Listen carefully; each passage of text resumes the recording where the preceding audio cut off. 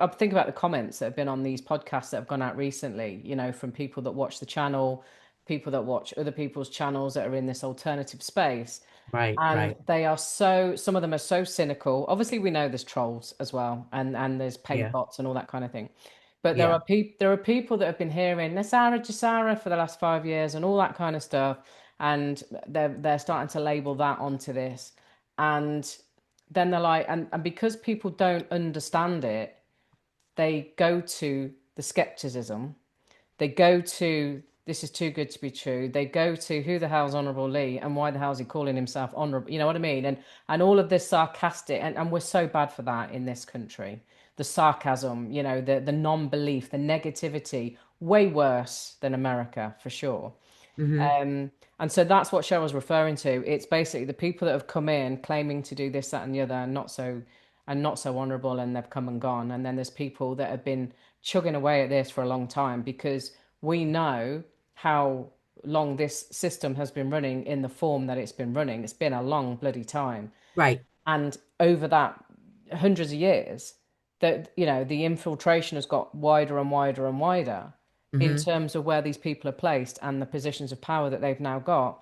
Right, So to try and break that and to try and do good and to try and basically reverse, if you like, right, what the wrong that's been done is fucking ridiculously difficult.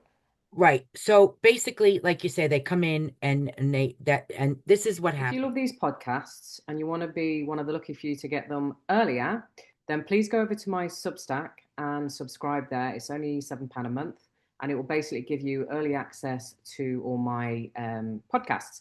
And coming soon, I want to be doing some private webinars as well for members. So it will be a combination of previous guests that have been on. So you get the opportunity to personally ask questions for your own situation or for your own education. Also, don't forget to like, comment, share, and subscribe. I hit over 10,000 a few weeks ago, and I really, really want to keep growing this channel because I know so many of you get a lot of value.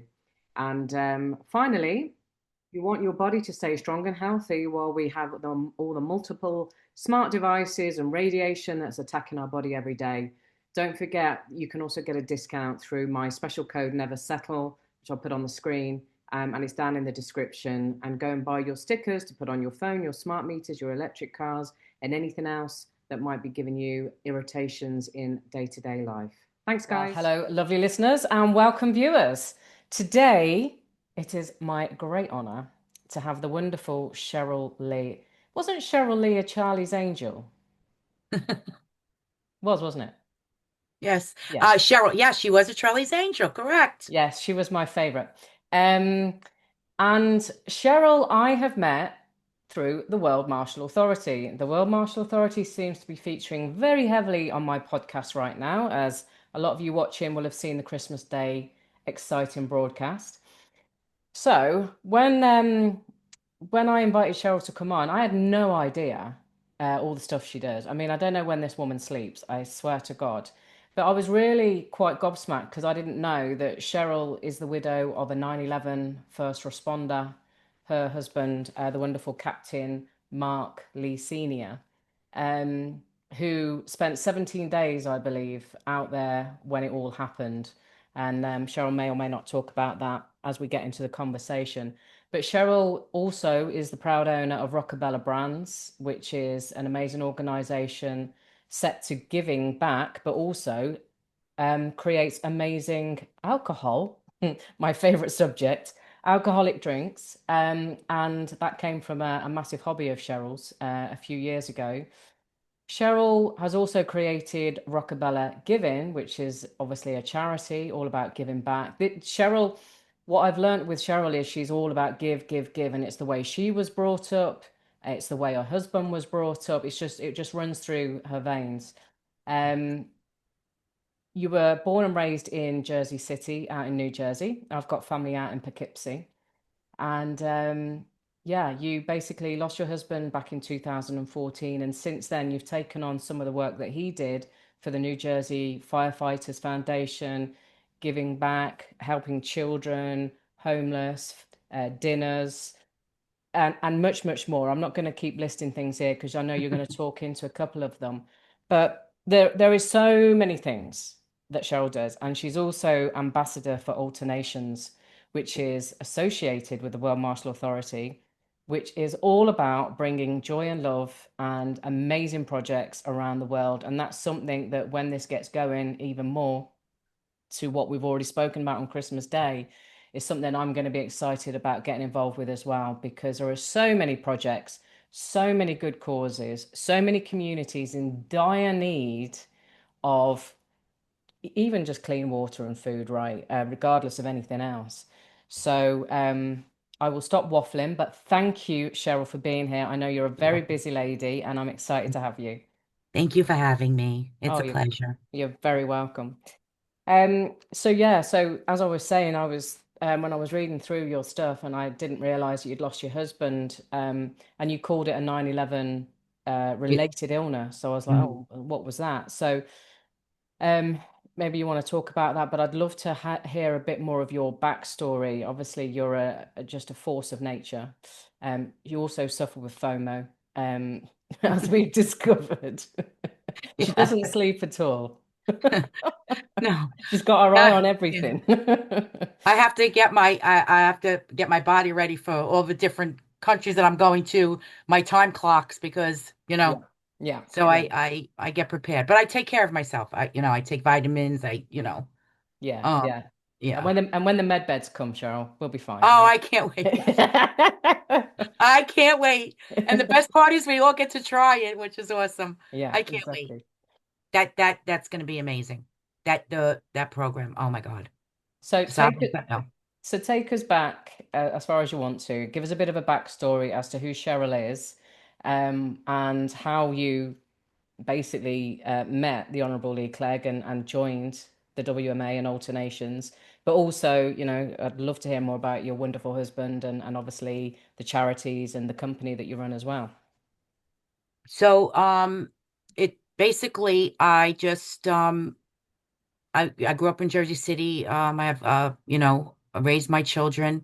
Um, I always was a caregiver, took care of my dad, my mom, my grandparents. And then I moved out of the city. We moved down to the shore area and just got heavily involved in my children's activities. Um, and while here, in 2000, oh God, 2011 was the day that everything changed. So my husband was leaving the firehouse. My son, was on a football team. He was the quarterback. So my husband would take that September off and be with my son and, get ready for his season and wrestling and everything. Um, and my kids went to school and I received a phone call from my husband. And he was like, "Did you see that?" And I said, "See what?" And he goes, "Oh my God, turn on the TV." So I was like, "Oh God, I don't want to." Like he said, "Turn the TV on now and I need you to call Paul Nimbley's wife. And I need to know if Paul was there because Paul worked for Cantor Fitzgerald and that was his best friend." And I said, "Okay." So I'm calling. There's no answer and everything. And I get on the phone with his sister and she said that Paul was in the building. So I'm trying to get my husband and I get him and he's on a boat and he tells me he's going over and he'll be in touch with me. I'm going over. Oh my God. Then the second plane hit. Mm. Um, and then I didn't hear from him. And my brother, who was on duty that day, was downtown Jersey City, working with the rescue because his wife was also working over there. And she just so happened to be outside behind a building. So, um, and then um, I was like, I have to got to get in touch with my brother and I got to find out what's going on. And he said, I'm going to find out everything that I can. So, my husband would call me and say, "I'm okay," whatever. And then I didn't hear from him and I just knew that what he was doing. And I would see video and stuff and I'd be like, "Oh my God," because my husband was short and he was like, like whatever. And I knew and I'd say JTA and I see my husband on the pile. And I was like, "Oh my God." And when he came home, um, you can smell everything. That smell never left him. That smell never left him. And we went to his doctor, and he needed to get bandaged up and medication put onto his skin immediately. We went and got his eyes x-rayed to make sure there was no metal or anything in his eyes. He had a cough, and I would come up with a concoction, a tea, anything that I can come up with to make for him to drink, detox. Um, but you got to remember now you're there for 17 days breathing all this in because they weren't giving masks. They were not giving those masks. They weren't given protection because they were told that the air quality was good. Now, all the first responders, they're all thinking about saving all the people that are underneath that rubble. They're not thinking about themselves. Yeah. So they're trying their hardest to get everybody out of there that they could. And unfortunately, there was no one was alive. They all died instantly. We don't know.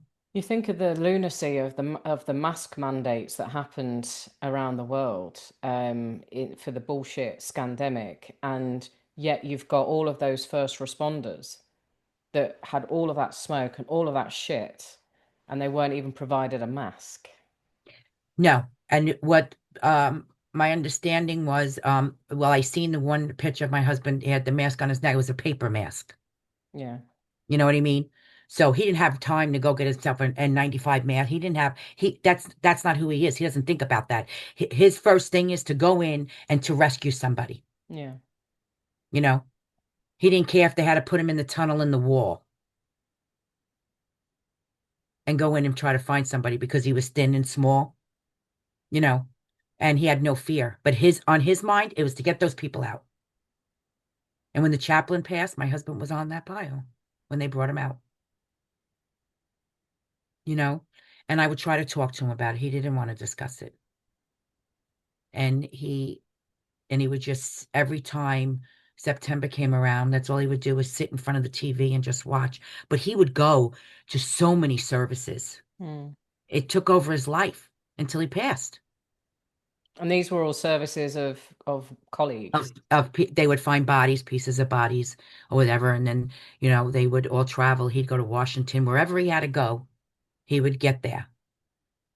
And I seen the weight coming down, and I seen he had gone to for a checkup with his captain, who was they became really good friends. He was retired, and they went to bore heart and lung, and he went there just to get it, checkup. And I get a phone call, and they asked me to come, and I drove there. And my husband was in the office or whatever, and I was joking around. I was like, "Oh, why did I have to come here? Like, what's going on?" And then they told us that he had some internal damage. Um, Also, he had scleroderma. He winds up with shingles. Um, and he would go to then be treated. He didn't want to be treated in New York to see everyone suffering, and so he opted in for Robert Wood Johnson, and he started doing all these kind of treatments, but he wasn't a candidate for a lung transplant, which he wasn't going to do anyway. I did ask him if he would ever do it again, and he said, "Yeah, Hmm. that's my job. That's who I am." I said, "Okay." And then we would just go and get it the treatments that he needs to get done, He was doing good. He was still working. And back then, like you can't, and I don't care what anybody says, you can't say, "Oh, I'm sick from 9/11." They're gonna make you retire. They're heartless. You're only a number, okay? And I learned that. You're only a number. You could be on the job for 30, 40, 50 years. You're only a number. That's it. Then it passes us on. Because now my son has my husband's number. He had it when he was a fireman. Now he has it when he's a captain. And my son is just like his dad, just like his dad. And but all I could say is that the people just got to keep on fighting. They can't give up. All the ones that are suffering now in the families need to keep fighting. They need to fight for their loved one, and they need to get them the medical treatment that they need. They need to take care of them if they need wheelchairs, help them with their mortgage payments, help them with their bills, help them put food on their table So that's because not they're happening. crippled That's not happening. No. and they're crippled because they're not being taken care of.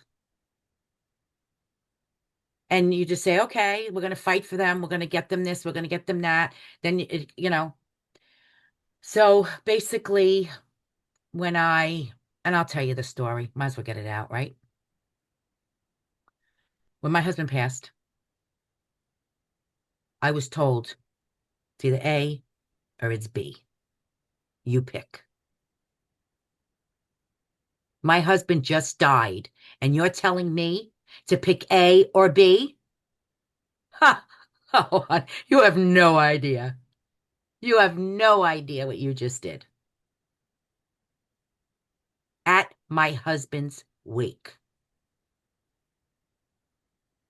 You have no idea. You think I'm going to be quiet? You think I'm What going to stop? what was A or B? A or B was either take a large sum of money and a widow's pension for nothing. Oh, and you keep your Move gob on. shut. Oh no. Skin came off my hands. I was threatened. I was told to stop. My brother was told to tell your sister to stop. Go. I went up against the union, but I got involved with Claudia. And Claudia Thomas, God rest her, I love her. She's sick, and I wish her well. 9/11. She was my strength. I brought her in. We sat at the table with the union representatives. They had no idea. I'm coming after you. We can either do it my way, your way. Your way is going on the news, getting the people. I'm going to go full blown. Okay? You know what I was told? I need to prove that my husband died from interstitial lung disease from 9/11. After all these years, the man that did so much for you people, that was on that, unbelievable. I could not believe that. I didn't want to involve my children because my son was a firefighter. They wanted to involve my son. No, don't go to my son. And you want to know something? I'm at the parade and I was told, wasn't confirmed because I called the mayor's office. Okay. Because they had a problem with the union. Not know if it's true or not. Speculation, because I'm told. And he has my packet on his desk. Now, my husband was an honor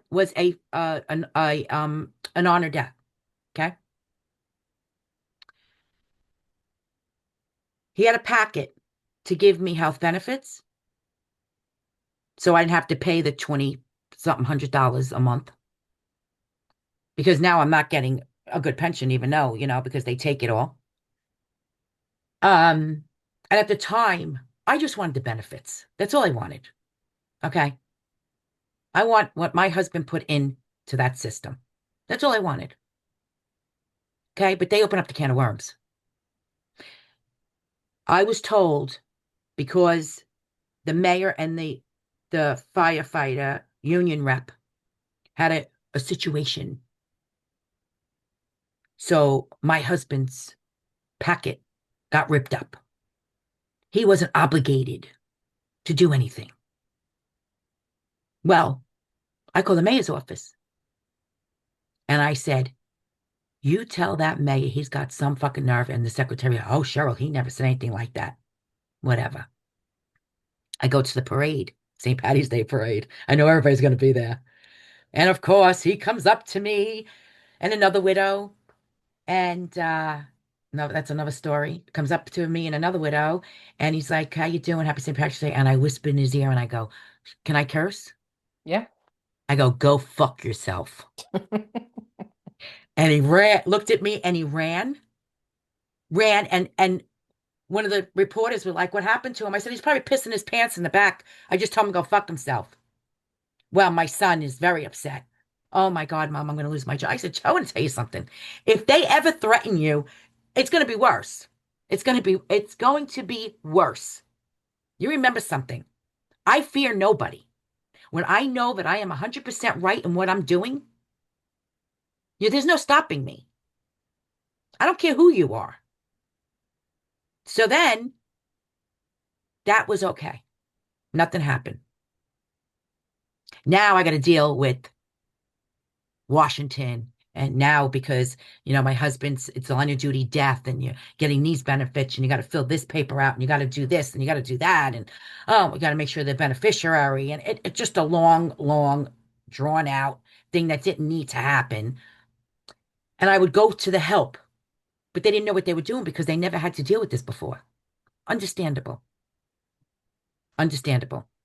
But don't hand me being the widow grieving 300 and something pages to look through. I lost the skin on my hands. I couldn't sleep. Did you care? But when I called you up and I said, get yourself a set of goddamn balls and go in there and face that bastard, I gotta do it? Me? Well, no problem. I'll do it. Then my brother gets a phone call. Tell your sister she better stop. She's causing a lot of problems. And you know what my brother's response was? Guess what? She's going to keep on knocking those doors down. No one is going to stop her. She's going to fight for what's right. And that's when I started to fight for the other widows and everything. And I said, okay. But unfortunately, I'm the only one that triumphed. Oh, really? Yeah. One did, but in a different way. One was on the job for 45 years. Just died as soon as he got out of work. Went to nothing. Um, and I was told that my case is unique. Why? Because I wouldn't stop. So what does that mean? So How I'm going to be fighting battles and you're just going to say, oh, well, yours is unique. So doors closed. And I would tell them, you got to keep fighting. do You you just got to know do it. do you know how many have passed that you believe is from 9/11? Oh, God. There's not even a count. No. Every day there's two, three, four, all over the place. And it's on, it's on the, on Facebook on the website. And Claudia always posts. That was very like I went to New York with surviving families, um, and friends that was supposed to be in that building, one of the buildings that day, Tower One or Tower Two. Claudia brought us all together, and I became really close friends with some of the widows, and that was strong like me, New York. And their stuff, they would tell me it was piles and piles on the desk of all the firefighters and police officers, EMT workers, normal, just regular workers that died. there weren't enough people to handle it. Um, Claudia brought us together and we went to the site and we went and we read all, going around the water and reading the names. And I went inside and my husband had done a video for Paul 2 months before he passed. And I pressed the button and you hear Marky talking to Paul. Um, so it was just it was good. And then I just needed to back away. I needed to be involved, but in a different aspect because it was taking a toll on me. It was overwhelming me with grief every day. And it was just so sad that um I don't know everybody's stories, but I didn't see many people out there fighting, and that disturbed me because the people that were fighting were the union representatives, okay, like Canna Fitzgerald for their people and stuff and promising to take care of quote unquote the kids when they grow up, they have a job, you know, that's what they're going to do. But people don't realize what goes on in the back. Remember, that's corporate again, right? Yeah. Yeah, the promises. And then you meet someone down the line and I say, "How you doing?" "Oh, it's a pleasure to meet you." "Oh, we were cut off years ago." Who was it that was stonewalling it? Hmm. And what was their so-called Who was logic? stonewalling the pay? Who was the payments and taking care of? Oh, well, the best part is, wait, we'll go to that one second. My husband told me that there was a restaurant on top of the Twin Towers and that they had the workers there.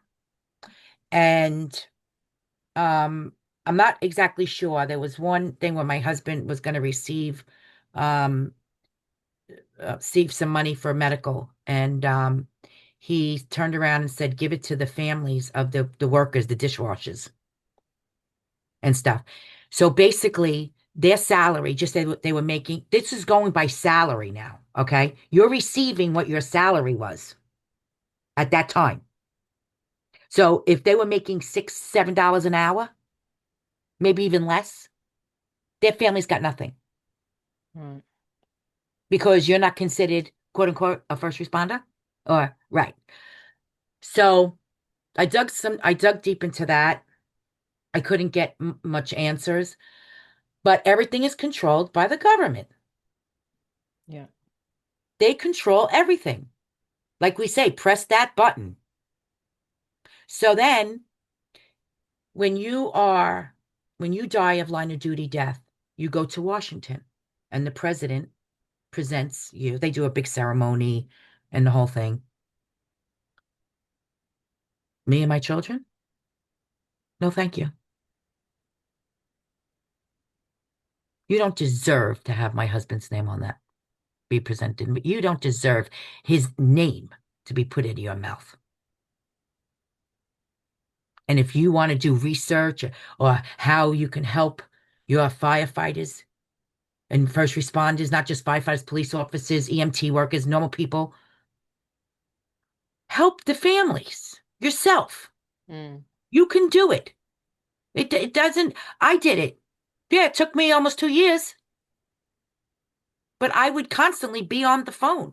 But when that time came, oh, we want to honor him in Washington and we want you to meet the president. No, thank you. You don't want to meet? No, I don't. Not interested. It was Obama, everybody, by the way. No, Oh, it with wasn't. no, I thought you with mentioned somebody else. I thought you Don't mentioned even get me Obama started because I don't earlier. call him his name. Okay, fair enough. So, yes. So we declined. Yeah, we declined. Um, my son tells me, like, so now you have COVID, right? No, say, okay, so we'll go back. So that's done. So then we're doing my husband before he passed, he said there was one thing that he wanted me and my son to do was to carry on this drive, to make sure that every child wakes up with a Christmas present under that tree. You just got to promise me. Now, he was doing 2,300 children at that time. But that was just families. He did special needs. He did the Special Olympics for the kids, which that program was taken away, you know. Um, he read to kids. He helped families in the neighborhood in need. Their children became his children in his firehouse because he's there 29 and a half years, right? Watch them grow up. They go to college, you know, everything. He supported so many of them, which we always was fine with me.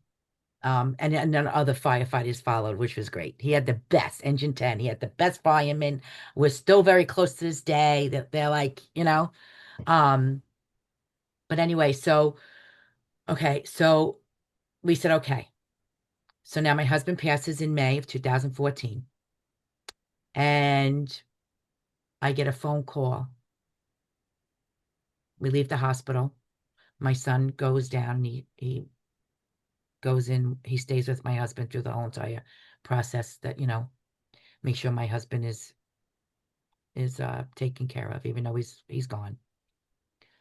I get a phone call from the hospital and they said to me, "Hi, um, we just wanted to let you know that your husband is donating 100 pieces of his skin." What?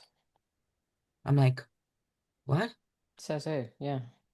He never told me that. And his coronals, they're going to a little girl. I got the certificate and everything. I didn't have time to think. I'm going, wait a minute. My husband, what? So now they're doing interviews. People, the News 12 and everybody came to our house and all this kind of stuff and everything. It spread like wildfire. And the firefighters and everybody are doing interviews. And one of the guys says, yeah, Captain Lee, he donated 100 pieces of his skin to the burn unit. He tells them, but he doesn't tell me. I get the phone call. I'm like, okay, what was I going to say? Oh my God.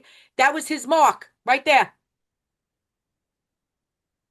They took it from his legs down and his coronals to a little girl. That was it. Was he an organ donor, or is this something that they just did? No, he was. I had no idea. You had But no he idea. but he specifically said what he wanted because of the burn unit. Yeah. St. Barnabas burn unit. We always donated to them, you know, they always, you know, we take care of them. I was like, Mark, he contacted, what is it called? The living organ donor? I have it. I'm like, okay. But that's who he was. Hmm. He didn't need the glory. He didn't need to say, "Oh, by the way, I'm giving 100 pieces of my skin to, you know, the burn unit." That's how he was. He was humble. He had the most wonderfulest, beautiful soul heart. He was so caring and so loving, and always put others before him, but always before himself. Always. Um, and it's great because that's what we instilled in our children, and then my children instilled into my grandchildren. So, so then now, so December comes. Now I got the book. We were helping my husband, of course, but majority at the time it was the firefighters. The whole entire Jersey Fire Department was helping my husband. Okay, so now he passes, and we have the old, the old timers helping us and stuff and everything. Me, I'm like, wait a minute, 2,300 kids. That's nothing. Let's go. My son's like, what are you doing, Ma? So don't worry about it, son. I got it. We worked fabulous together. We had a rapping party. We had the community come together. Everybody comes in. We rap. We sing. They bring donations. They bring toys.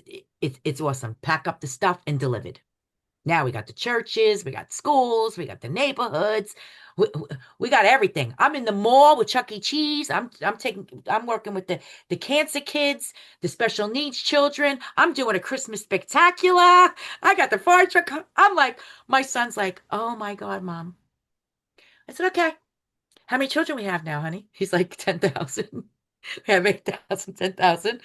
So we did the interview with World News Tonight last year, and we had gotten an offer from to do a documentary on my husband with the family and stuff. It was a couple of years ago, and they were going to put it in movie theaters. It would be seen in between the movie. Movie was from Oh yeah, yeah. yeah, from Prudential and stuff. And we thought about it because we did the Merit Vieira show, which my husband, out of thousands of first responders, my husband got picked, and they gave us a Christmas spectacular through the Meredith Vieira show. And we didn't even know what was going on. It was a whole big surprise. Procter Gamble came. We got I mean, it was unbelievable. But anyway, so that was great because it was for the toys for the kids. We were happy. So then they start, so we get the phone call and they're interviewing us and stuff. And then Mark was like, it's up to my mom. And I said, well, it's up to my son. And my son kept going back and forth. So they said they wanted to come to my house, go into my yard, start talking about it. And my son was like, Mommy, we need to put it to rest. Let Daddy's legacy just play out. Let it just, let's just do what we're going to do. Daddy wouldn't want all this stuff. You know how Daddy was. If the news people came and they wanted to interview Daddy, he'd send them to somebody else. Let's just not do it.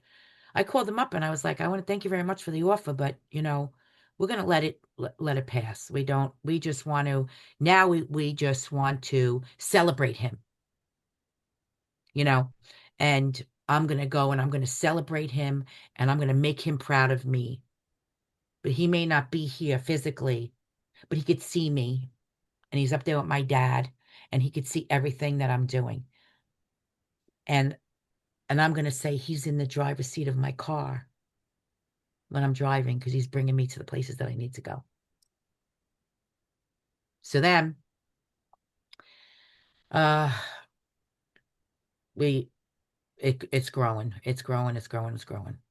So before this whole, you know, poison that was done to us and whatever you want to call it, um, my son says, Mom, I need you. It was January, and I would take the whole month of January off just to unwind myself, get myself together. Um, and he says, I want you to think about doing something for yourself, he said. He was going to work out with he was at the time training like with some of the trainers for the UFC. And I always me and my concoctions, my teas and my this and oh, gotta drink this, it's healthy, you know. So anyway, I'm sitting here and he was leaving. And I said, don't forget your iced tea. Don't forget your stuff for Ma. Mommy's making, oh, Ma. So he leaves. And I'm sitting there and I'm saying to myself, you know what? What can I do? Like really, really do. I do I I do charity, but in a different way. Um, what can I do to build a product where I would be able to build something that I can take those proceeds and I can give it to first responders, widows and children, the military. I can do this. But what can I do?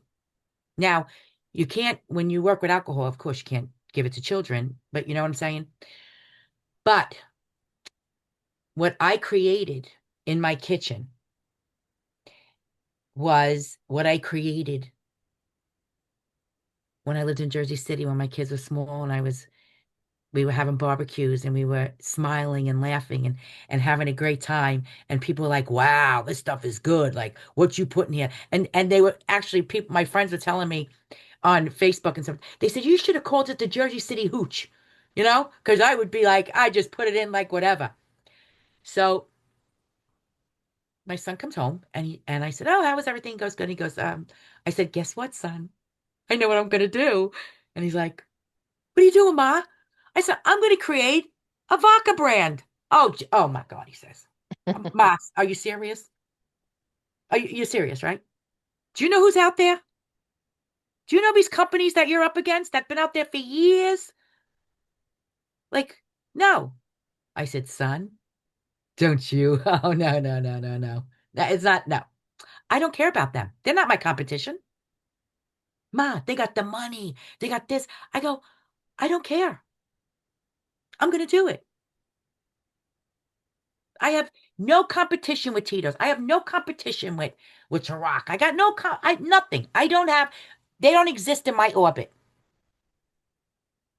Oh, Ma, I don't know. I said, okay, son, just let me get everything together and I'm going to send it off. And I got my team and I'm going to send it off.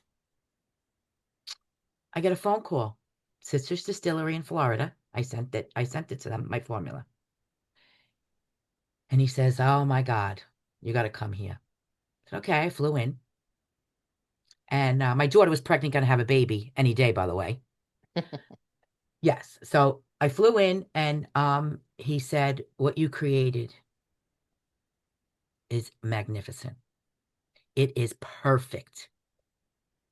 I said, wow. I said, let me taste it. I tasted it. I was like, no way. There's no way. No, no way. He goes, you got something here. I said, all right. Okay. I was sitting down and we were in the meeting. And he said to me, I want to give you a whiskey. I'm going to give you 2 seconds to come up with a name for a whiskey. Come on, let's go. It's counting. I go, caramel apple whiskey. Jack's my dog. We adopted him. So I said, caramel apple whiskey. Got it. Okay. So then my son named my cocktails. But anyway, so going back now. So now I have my launch party.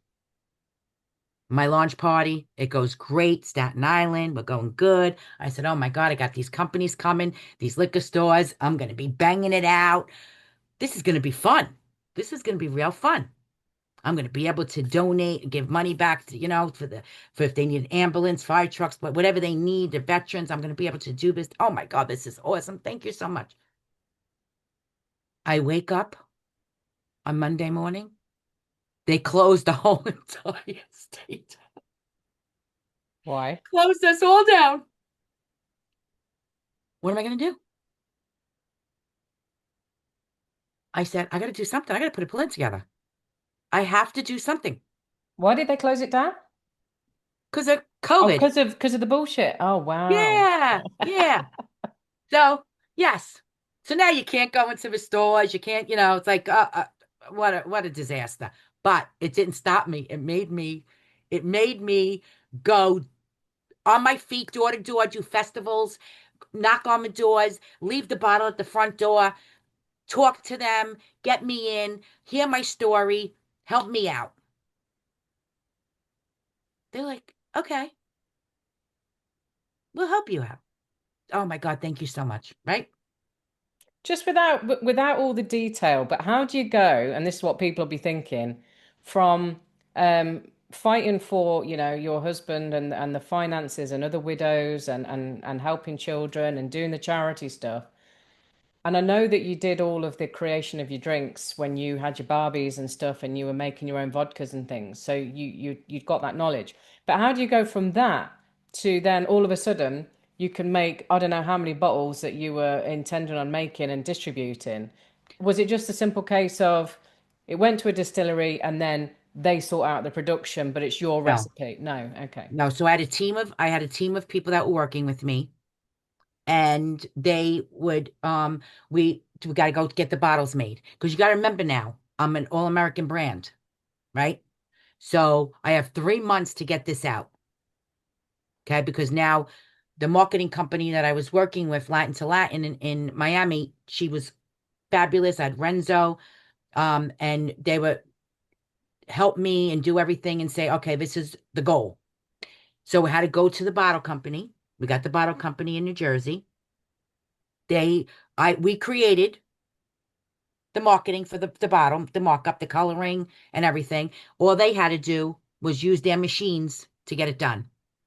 So we put an order in for 10,000 bottles to start. And it was great because the day that I went, I was with Crown Royal, which I was like, wow, because they let me come in. I was so excited for the first time and stuff. They let me come in on on a day that they were closed to doing the bottles, and Crown Royal was on the other side. Their bottles are being made. I was like, wow, this is great. So anyway, so yeah, so it's a whole team thing. Yeah. It basically took me um mm, almost a year with everything Yeah. to put everything together. A lot of bumps in the road, a lot of manipulation, that kind of stuff, trying to manipulate you, um, trying to take over your brand without you knowing it because they know they got a good product here and they're like, hey, I'm going to offer you some money while you go home and sit in the jacuzzi. Oh, I don't think so. That's not happening. So then that was great. So, but I created everything myself and I had to make sure even it out to it comes to 100%. And then my vodka is 100% corn distilled 6 times. Smooth as a baby's ass. But anyway, so I do that, have the launch party, everything, and I'm like, oh no, I'm not getting screwed out of this. I'm gonna take what I did for my husband, and if I can fight these people, I can fight this, and I can get it done. All right, Cheryl, think. Make phone calls, see who's going to help you. Now you got to think. A lot of people helped me. They weren't paid. I would feed them dinner, and they would drive with me. I would always feed them, and nobody would believe that. Oh, they're not working for you for free. Yeah, they are. Yeah, they are, because they're my friends. They are some wives of firefighters, um, and my neighbor, and they all believed in me. So we're gonna stand by you, and we're gonna help you get this off the ground. You know. Amazing. Yeah. So I started going to festivals. They were still having festivals up north, up in northern Jersey. They didn't care. They were having festivals with 2, 3, 400 people. People come from all over the place. And here I am. You have Lamborghini over here on the one side, their champagne and stuff, and then you have Rockabella right here. And people are buying it, drinking it, and loving it. And I was just like, oh, okay, this is great. Okay, good, good, good, good. And then um, someone gave me advice and said, start putting your product into to get awards. Start putting them in competitions. And I did. I won double gold. I was like, oh my God, I did this. This is great. And then I just kept doing that and I was winning and the doors kept opening and it didn't go it, I have a great distributor, MHW. They're international. They're awesome. Um, but in New Jersey, I wanted to be with a bigger company, where I would be just in New Jersey to get it out because it was like basically to get your product out there. You do New York, New Jersey, and Florida. I went and got my license for every state. My manufacturing license I have, and I went and got my solicitor license, and I can bring it and I can do everything myself. Um, that would have been a major, major project of me, and I wouldn't be able to do because now I have to run a manufacturing business and all this stuff. And I was like, no, that's okay. I'll pay for it. Um, and then when we did that, um, it wasn't, they weren't opening up the doors, the big people, because they had contracts with so and so, so and so, but it all boiled down to the money. Okay. They loved my product, but they were being paid a lot of money by these companies. But I'd walk into a liquor store and I'd say to the owner, at a restaurant, do you know who owns these bottles here? Do you know who owns this brand? Do you know who owns so, so, so? I don't want to get in trouble. So, so, so, so. And they'd say, no.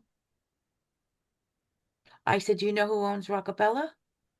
They said, "Oh, yeah, some woman by the name of Cheryl Lee." And I'd be like, "That's me. Nice to meet you." I everywhere I went, I would go in, introduce myself, and I would bring the salespeople like little, little things, little, samples of stuff, t-shirts and everything like that. And I'd walk in and introduce myself to everybody. So when someone came into their establishment, their restaurant, and their liquor store and said, "Oh, oh, Rockabella, what is it? Oh, Cheryl, she's great. This is what she's doing." I didn't need a salesperson. Mm. I didn't need to do that, but it got tiring. I was Yeah. tired, Yeah, yeah. constantly. And then now you do have to get the salespeople.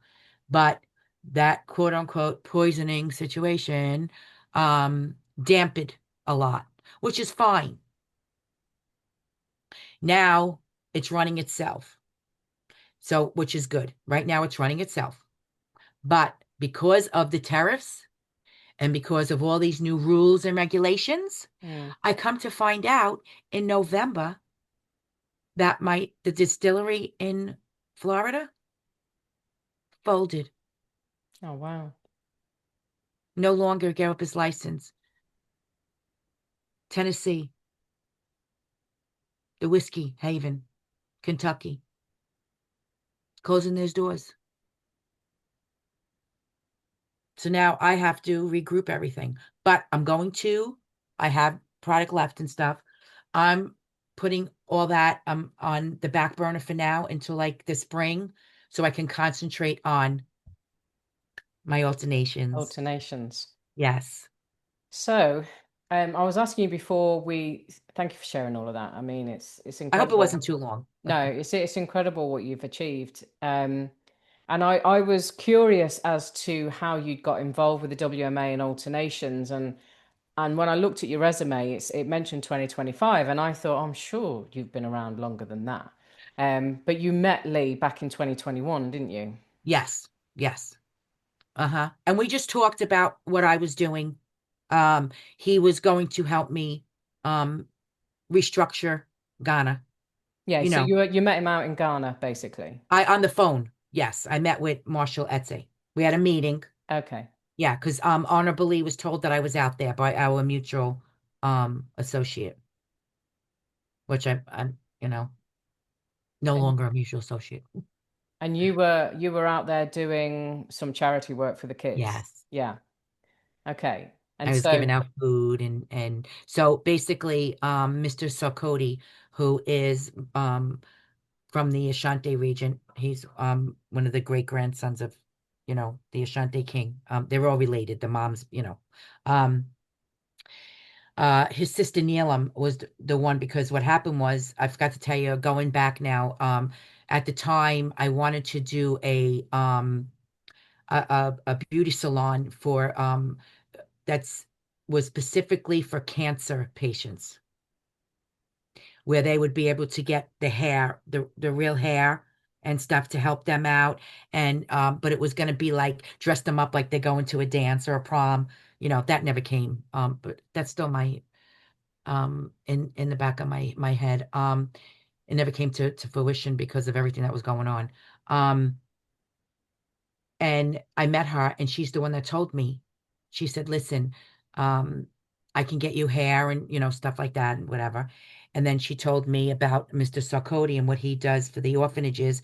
And he was working with a woman from Texas and another one from I think was Atlanta or something like that. So he set everything up for me. Set everything up for me. I got on the plane. They came and got me off the plane, took me through, um, and we just started doing rice and oil and food and clothing. And um, it was just unbelievable. But he would take me through the towns, and I would actually sit with the kids and learn their story. And then the boxing team was going to the Olympics. And he went and he bought them all their boxing shoes and helped them out. And I went and I met with them and stuff. And I promised them that they would get a new gym and stuff. And we did. He did purchase heavy bags and speed bags and stuff like that. And then he brought me to the fire department where I spoke with them because they do have donated fire trucks but they're broken down and they need someone to help repair them. So I had asked some firemen if they would go over there, that were mechanics and stuff, and they said absolutely they would do that. Um, and then get their technology upgraded for their um, services so they would be able to respond and connect with the police officers and stuff and the ambulance and stuff too, but because they don't have that. So the whole new technology for them to be able to respond faster to a fire, situation, medical situation. Um, that was awesome. Then I'm not allowed to travel back.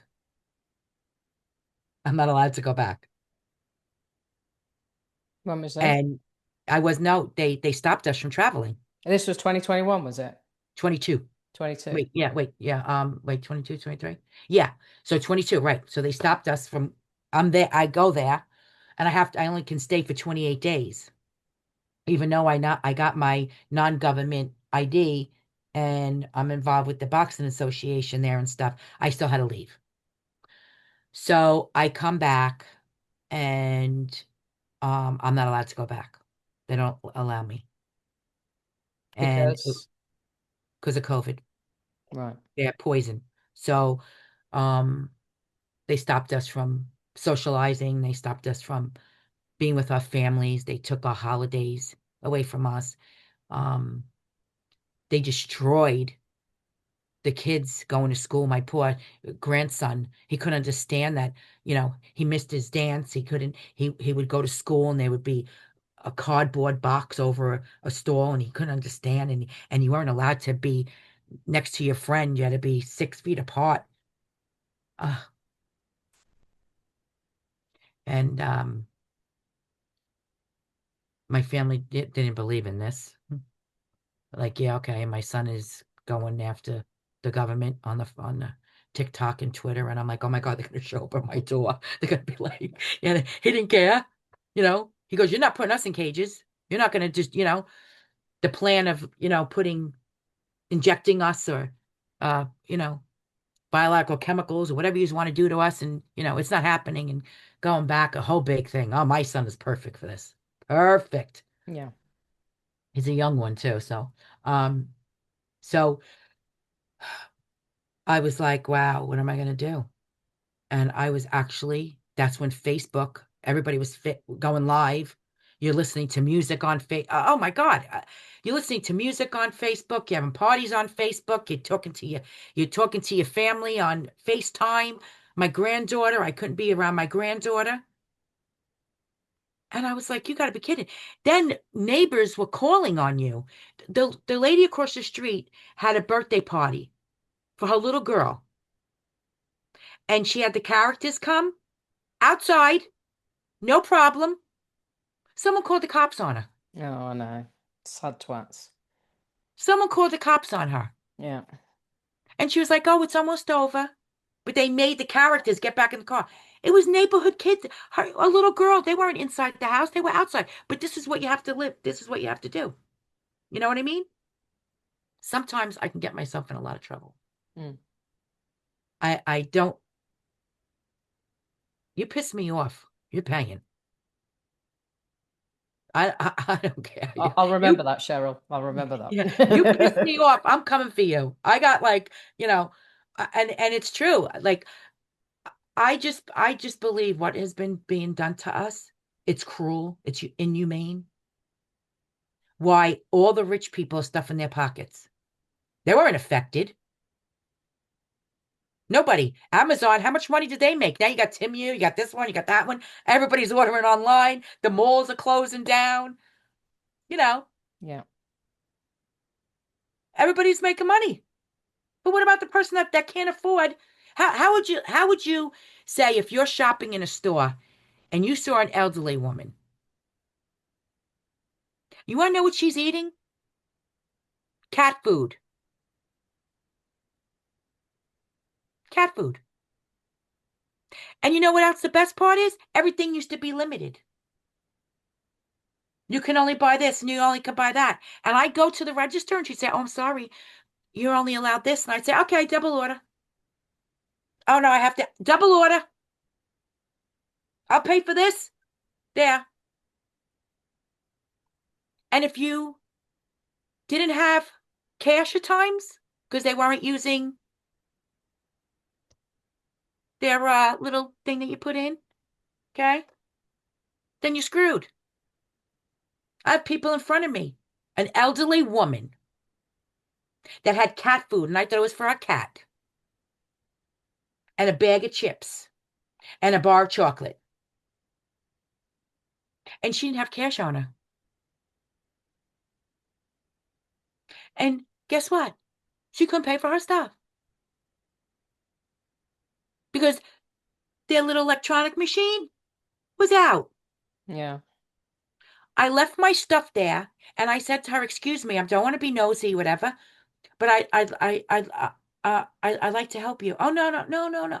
No, I like to help you. No strings attached. I don't want anything. I want to help you." I went and got because she didn't want to cook and she said a lot of her stuff expired and stuff. So I went and got her like the canned chickens and, the canned chicken because she can't cook and she didn't have an air fryer, you know? So I got us a couple cans of that or whatever. And I said, what else would you want?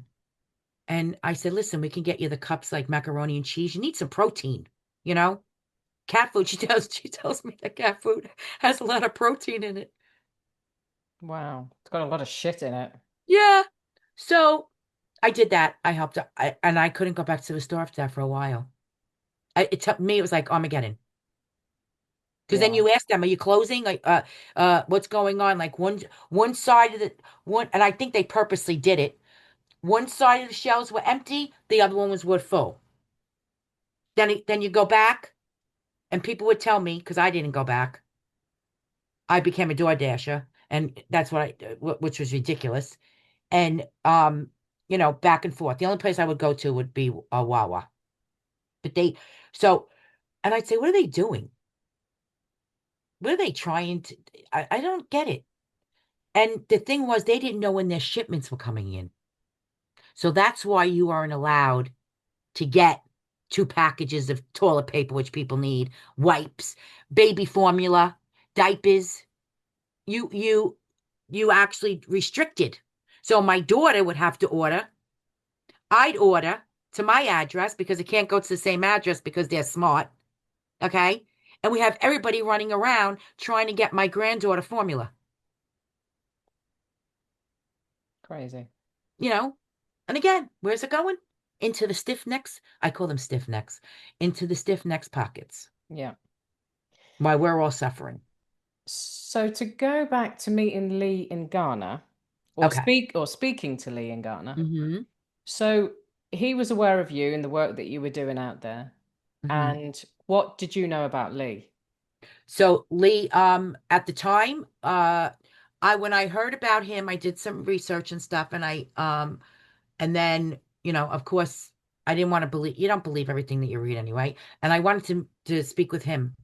So what happened was when I was over there, um, our um, mutual associate let him know that I was there.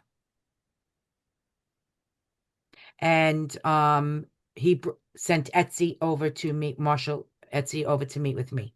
We sat down, we talked, and he put me on the phone with one of the chiefs that knew me and everything. And then um he said, we would like to work with you. We would like to partner with you and stuff. And I spoke with Honorable Lee for a couple hours. He explained to me who he was. Um, and Etsy, they sent me some information. I read it. And I said, okay, I'll keep in touch. Because now you got to remember, I can't do anything. I can't, we're stuck. You know, he was working on, what he needed to do. Remember, always promises are made but never done. Hmm. That kind of thing. Yeah. It all happens to all of us. You got to remember, this has been going on for how many years? But you kept, I've witnessed it.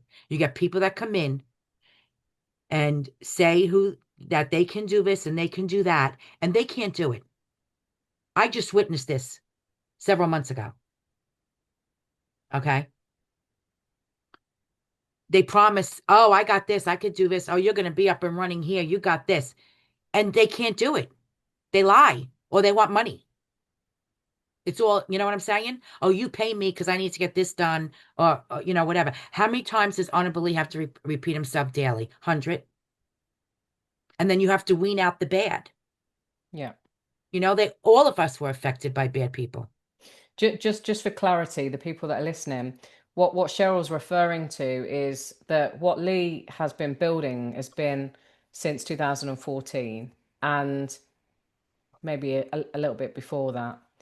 2000, going back 10, yeah, like 2009, 2000, yeah, Sorry. 10, And it yeah, was 9. 2014, I think, that he met General Belton, right? Mhm. Yeah. And that's how the WMA came to be, the World Martial Authority. Lee was already building the alternations, which is why there was this association or this resonance with Cheryl and Lee in terms of the work Cheryl was doing out there and obviously what Lee's trying to achieve. And what Cheryl's referring to is along those years, there's been people that have joined the organization, Yes. and some have been honorable and some have not been honorable. And it's like dealing, and I think about the comments that have been on these podcasts that have gone out recently, from people that watch the channel, people that watch other people's channels that are in this alternative space. Right, And right. some of them are so cynical. Obviously, we know there's trolls as well, and there's paid Yeah, bots and all that kind of thing. But there yeah, are people that have been hearing Nasara Jasara for the last 5 years and all that kind of stuff, and they're starting to label that onto this. And then they're like, and because people don't understand it, they go to the skepticism. They go to this is too good to be true. They go to who the hell's Honourable Lee and why the hell's he calling himself honourable? You know what I mean? And all of this sarcastic, and we're so bad for that in this country. The sarcasm, the non-belief, the negativity, way worse than America for sure. hmm And so that's what Cheryl's referring to. It's basically the people that have come in claiming to do this, that, and the other, and not so honourable, and they've come and gone. And then there's people that have been chugging away at this for a long time because we know how long this system has been running in the form that it's been running. It's been a long bloody time. right. And over that hundreds of years, that the infiltration has got wider and wider and wider in hmm terms of where these people are placed and the positions of power that they've now got. Right, So to try and break that and to try and do good and to try and basically reverse, if you like, right, what the wrong that's been done is fucking ridiculously difficult. right. So basically, like you say, they come in and and this is what happened, and Rome was never built in a day. Yeah. Okay. We know this. All right. Things take time. There is layers to everything, especially what we're doing at the moment, because divine timing, who we have with us, how we're getting this done, it is a work in progress. There's layers to it. Yeah. Do people go and say, oh my, we're going to have this done next week? Yes. But you got to remember something. Everything's there's layers, layers, layers, and layers. Those layers have finally came together. Yeah. Finally came together. Now we go out there. Everyone has their mission and their purpose of why they're with the World Martial Authority, why they were at UCC one, why they were alternations. Okay. Honorable Lee has been working in Uganda, Kenya, Cambodia, all these countries. He's not bragging about all this. When I met him, he already had his plans for the Ashanti King and for the Volti region. Okay. He already had these plans in place. And I was the one that was going to work with him, but not knowing that it was going to be alternations, which was, his beloved wife's um project, and what she wanted was heart and her soul of what she wanted to do and what she wanted to build. Okay. And I just so happened to be the person that's going to help him do that. Because when we spoke and I watched him do his interviews, I'm going back now. I'm going back where he would just talk to, just do some podcast, just talk about, well, the WMA and stuff like that. And when you were interviewing him and you dig deep and you do good and you ask the questions and stuff.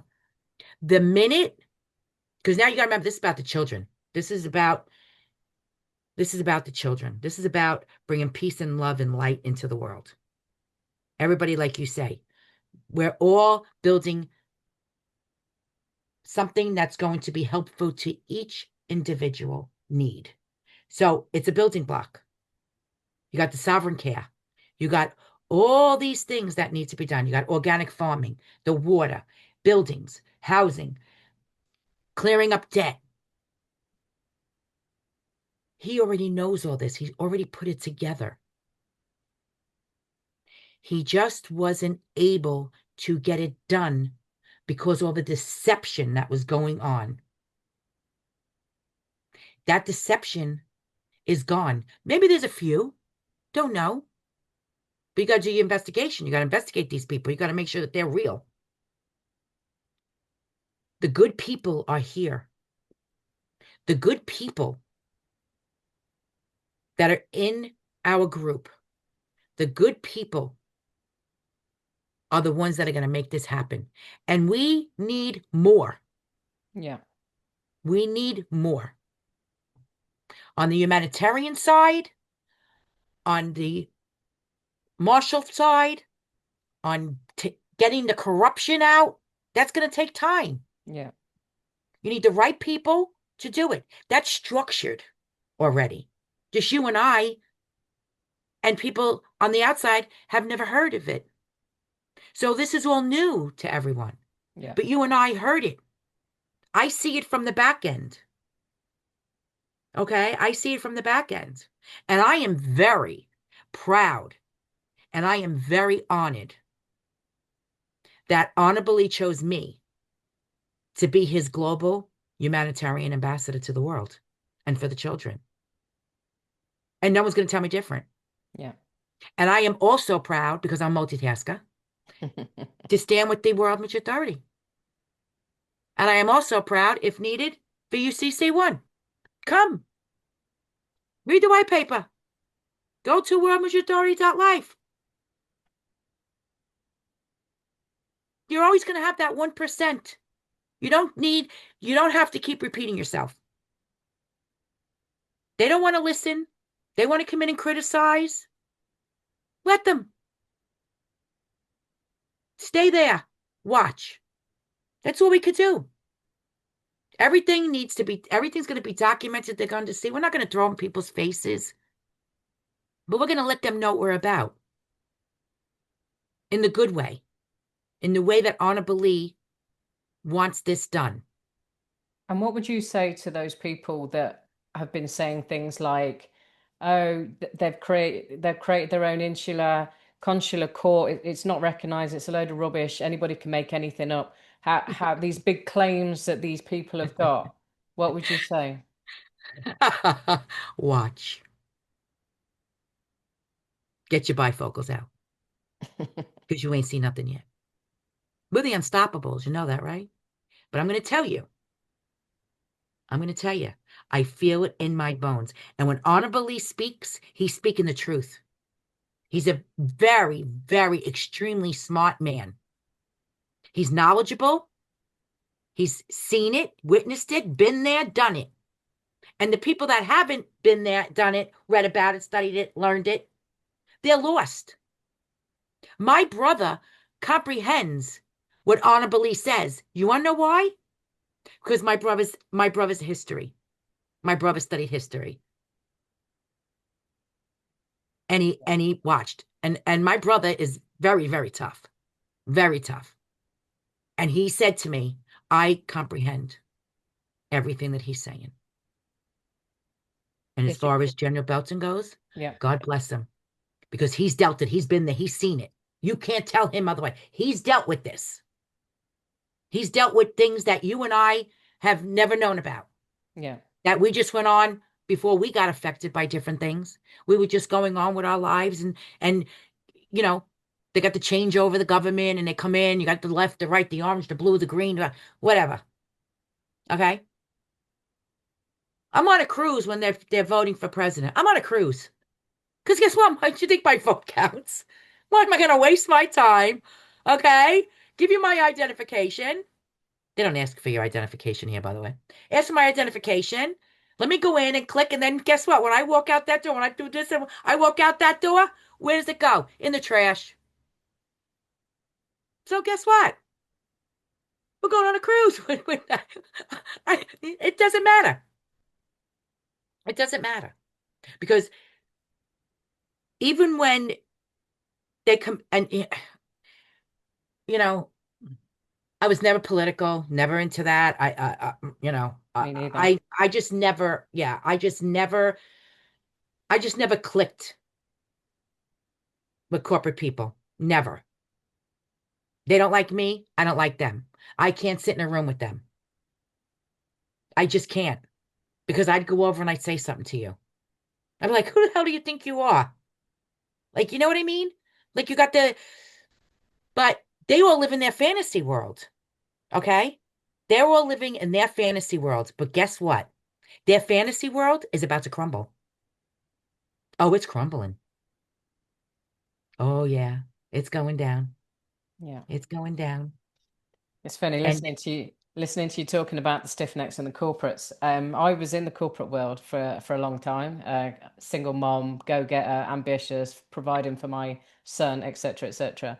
But it was never, just never felt right. But I did it, and I was pretty good at it. And it afforded me nice things, nice holidays, keep a roof over the house, yeah, over the heads and all that.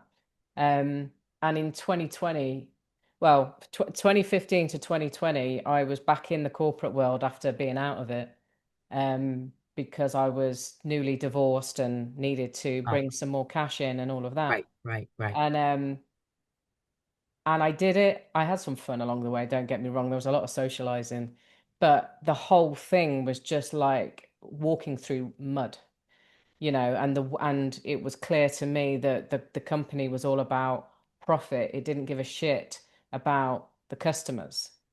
It did give a shit to a point, but it really didn't give a shit. It was just Mhm. about the bottom line. And I just think it was part of my evolution. My spirituality started really when it was always there, but when I lost my dad in 2006, that's when it started to springboard. And it grew and it grew and it grew, and lots of things happened along the way to change me. And then you're in that spiritual closet for a while. I was anyway. I'm this corporate ambitious woman that's now spiritual. The two don't mix. No, And so you have this whole identity crisis kind of thing. So it's funny listening to you talking about the corporate, you just couldn't stomach them. I did stomach them. And there's some nice people in that world. no, Um, yeah, but you got to remember too now, my husband's side of the mother's side were they're all corporate. His brother, not my husband. You would never. The only suit he would put on if he had to go to a wedding, okay, and that was hard, yeah, or and his uniform for work, yeah, okay, and his Class A uniform. No way. And him and his brother would click over that because he'd be like, "Oh yeah, you are in Canada and you're this and here you are this and here we are struggling, saving all our pennies, dimes, and nickels so we can own a house." Well, his brother had to do was like, "Oh, I'll take that house, please." You know what I mean? yeah, So, but it's good just as long as you don't inflict your bullshit on me. yeah, Don't because I'm closing the door on you. You know? And people don't see that side of me. They see the like, "Hi, how are you? Nice to meet you," whatever. I'll pull you aside and I'll say to you, "Get the fuck out of here and get out of here now." I really You know what don't I want mean? to piss you off. No, and that's the way it is. And sometimes, like I even said that's on a belief. People don't sometimes want to sit in front of me because I'll call your shit out.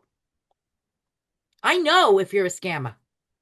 I know what your agenda is, and I'm going to call you out on it. I could be wrong. I would apologize, but prove me wrong. Prove to me who you really are. That's how I see it. They haven't even seen that side of me. They see oh, I'm gonna do this, I'm gonna do that. But when I tell you that I'm coming back, I'm coming back. When I tell you that if you hurt a child, you're gonna pay dearly. You're gonna pay dearly. Okay? All those predators, they need to be castrated. And they need to be put on death row, but they need to suffer. Okay? And unfortunately, we the people are paying for theirs. So that's another thing. Um, but like this back and forth and and everything that's going on in the world, we need to shut that out, not pay attention to it, and do what we're doing. Let them all fight it out. Let them all trample on each other, kill each other, do whatever they want to do, as long as it doesn't affect us and our mission and our purpose and what we want to accomplish. Yeah. Yeah. Because if you're going to come to me and say, oh, yeah, well, so and so said, and I'm going to say, yeah, and okay, fine. I said, how many times does Honorable Lee have to repeat himself? 100 times. For what? You're going to try to convince somebody? The people are going to come because they're going to see what we're doing. Okay? I can bring a lot of people on board, Mel, and I'm not going to do it. You want to know why? Because I don't know if they're right for this. Yeah. Okay? They help me here. We do work, but I don't know if they have the drive and the soul to go all over. I don't know. Yeah. And I have to see. So when they see me do what I'm doing, which they know, I can do it. I do have a few people. Okay? But I want them to see it and let them come on their own. And if they don't, they don't. But I'm gone. I'm not going to sit and wait for you. Yeah. You Yeah. know, I'll get together to you when I get back if I have time. You don't belong in my circle. You don't belong in my orbit. My circle is very small as it is. I have a lot of friends, a lot of associates, friends, whatever. But my true friends are my friends that been there for me when I was down, Mm. when I was struggling, when I lost my husband and my life crumbled before my eyes, when I lost my dad, my mom, what she goes through with her mental illness. There was no one there for me. I always had to be there to take care of it. That's another side of the story. And that's what brought me to where I am as far as my personality wise, because I had to be that.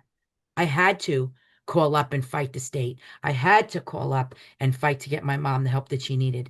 I had to fight for my father, you know, constantly, constantly, constantly doing it. And it made me bitter and it made me hard. And then when my husband passed, I was like, everything I had to go through, I'm supposed to be, what am I supposed to be? Nice?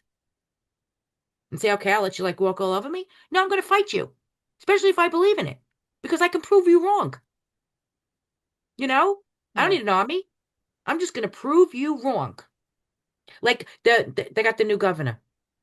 So Mel, I didn't even realize that the new mayor was put in, the new governor was put in, that it was January. I said to Dane Holmes, he goes, no, Cheryl, it's only January 5th. It's like, yeah, I've been on, working all these hours. Um,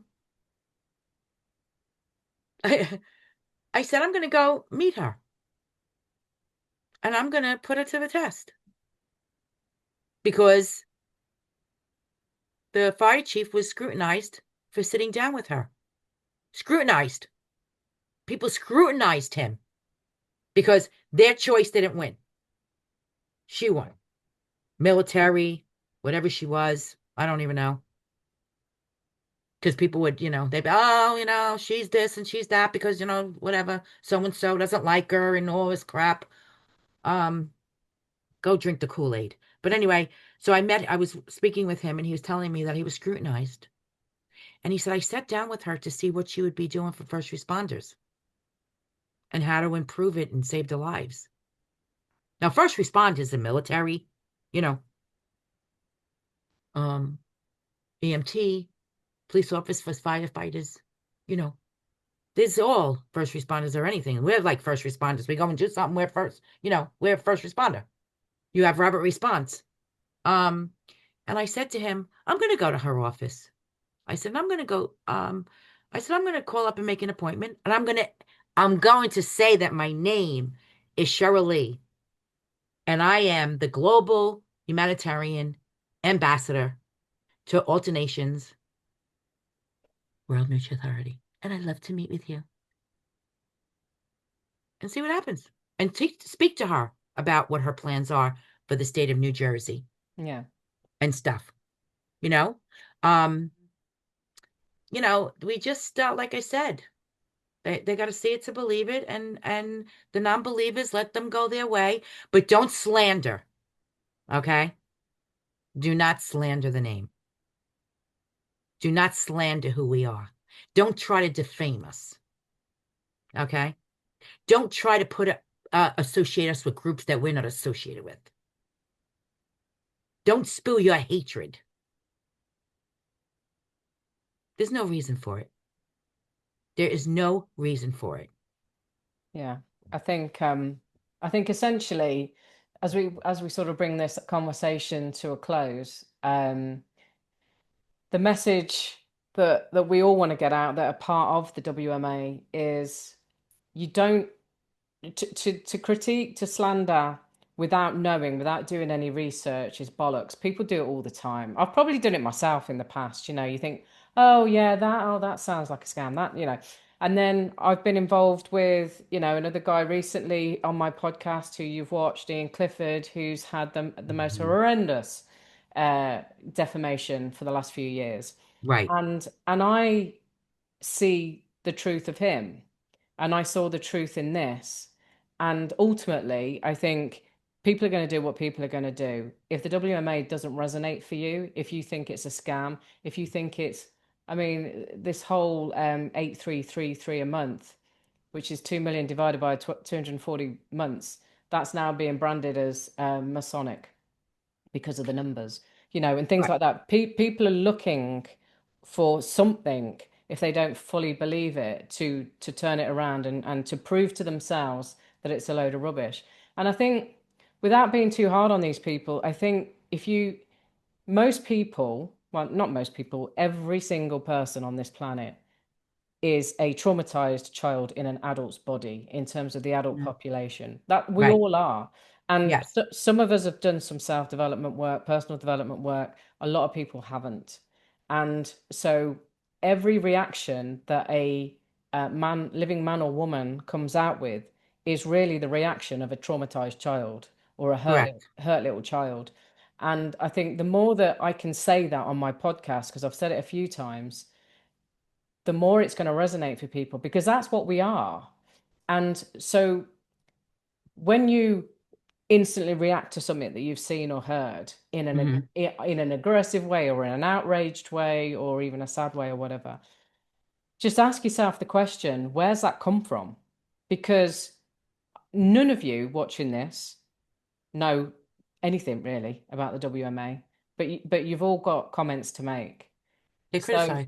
yeah, so all I would say to people watching this is just ask yourself where these reactions are coming from. And if it ain't true for you, and if you're not resonating on that frequency, that's fine too. Right. But just have a bit of respect because the WMA is out there doing good things and has been for a long time. Absolutely. Alternations is out there doing good things and has been for a long time. That's What right. what's coming It's blooming. It blooms. It blooming of started, how yes, it's all going to change.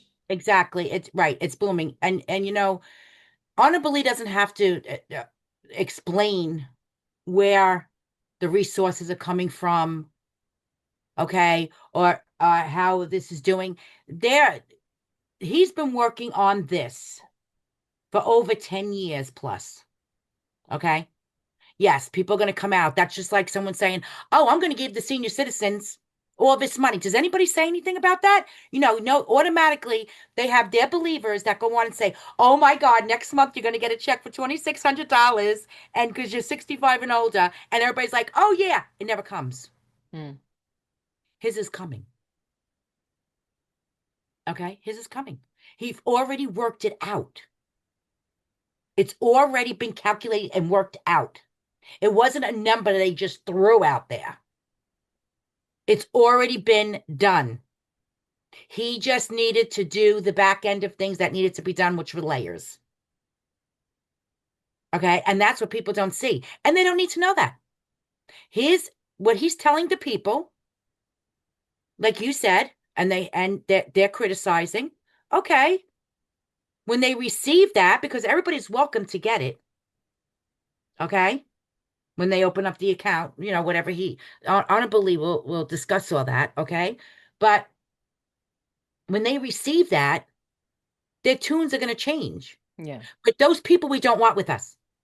Remember that Yeah. because they're scrutinizing us already. So they're only joining us for their own agenda.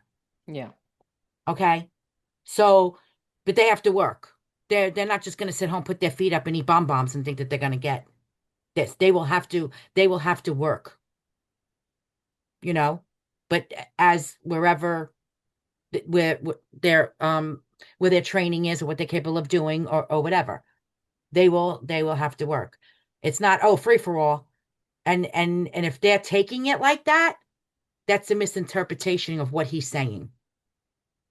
Because you have to earn it. No, except for the children. So the 8333 Hmm. that's is there for everybody over the age of 18. Correct. They Because a few people have said, oh, well, nobody's going to work, nobody's going to collect the bins, nobody's going to do this, nobody's going to do that. But that money is there because of the harm that's been done against us. Correct. It doesn't mean you've then got to go and work for that money. You get that money anyway, right? Right. But there are, but see, but like you just said, people are going to say, yes, that is money that's owed to them. Okay. Owed to us. Um, but the thing is that what we're trying to say is that they're gonna be sit back laughing and saying, "Oh, I'm getting." Do you know what I'm saying? There's no respect there. Yeah. Okay. So not all only their integrity of who they become. Okay, but they're sitting there, eating, feet up on the couch, popcorn, their bombs going, oh, I'm getting a check for 800, all this money, blah, blah, blah, next week and next month. I'm going to keep getting it. Yes, it's owed, but you got to work. You got to work. Go mow the lawn for people. Not saying go out and get it. You know what I'm saying? You have to work a 40-hour, week, but go out and help your neighbor, Yeah. right? Go mow the lawn. Go wash somebody's windows. You know, help your neighbor out. That's it. And hopefully neighbor will help neighbor. And that's their working. We're not saying go out and get a job and stuff like what do we basically go out and help your neighbor. That's work, right? Do they Yeah. go you need to go shopping, uh, you know, uh, be a driver to take them to the doctor's appointments or whatever. Do you know who your neighbor is? I know a couple of them. Okay. Guess what? I know my neighbor across the street. I just met the lady over there. I've been here since 1992. It's crazy, isn't it? Okay. In Jersey City, I knew everybody.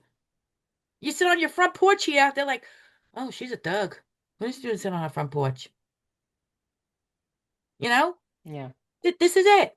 Knock on the neighbor's door and say, do you need help? And what we did here was a lot that was really good during the poisoning, as you want to call it. If someone needed help, especially the elderly, they put a thing on the window. There would be a sign on the window. Can you help me? Whatever, which was great. Yeah. No. But yeah, so basically that's what we're not saying, like you got to go out and get a job or whatever, but just help the neighbor, bring unity together, bring love.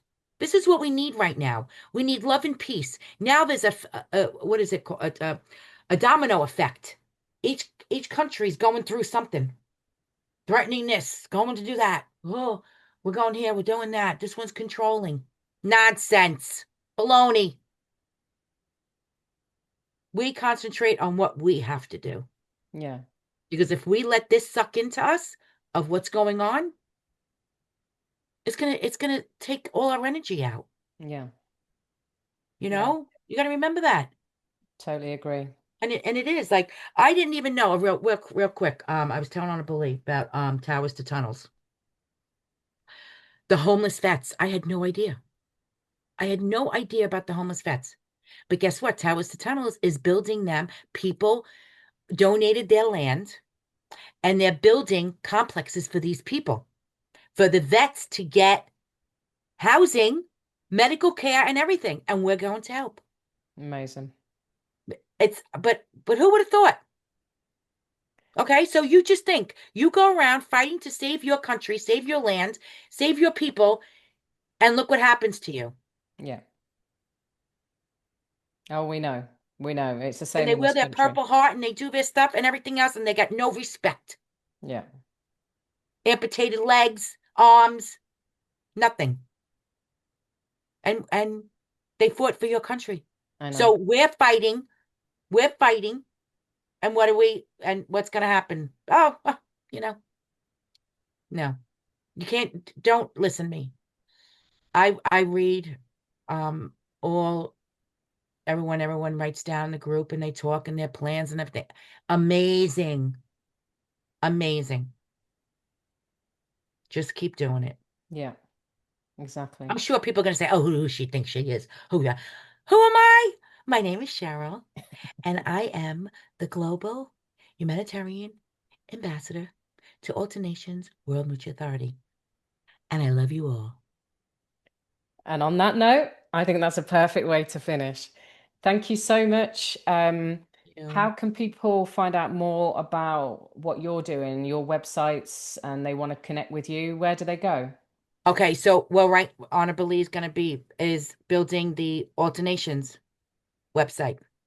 So we can go on and talk about that. I'm at rockabellagives.org.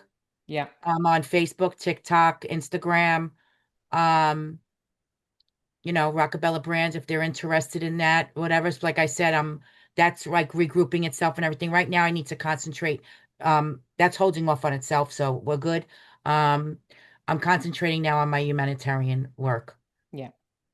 So That and that's most important. it's alternations and the World Martial Authority dot life. Right. So And they can again find me on in the meantime, they can write me on rockabellagives.org. I will get the message.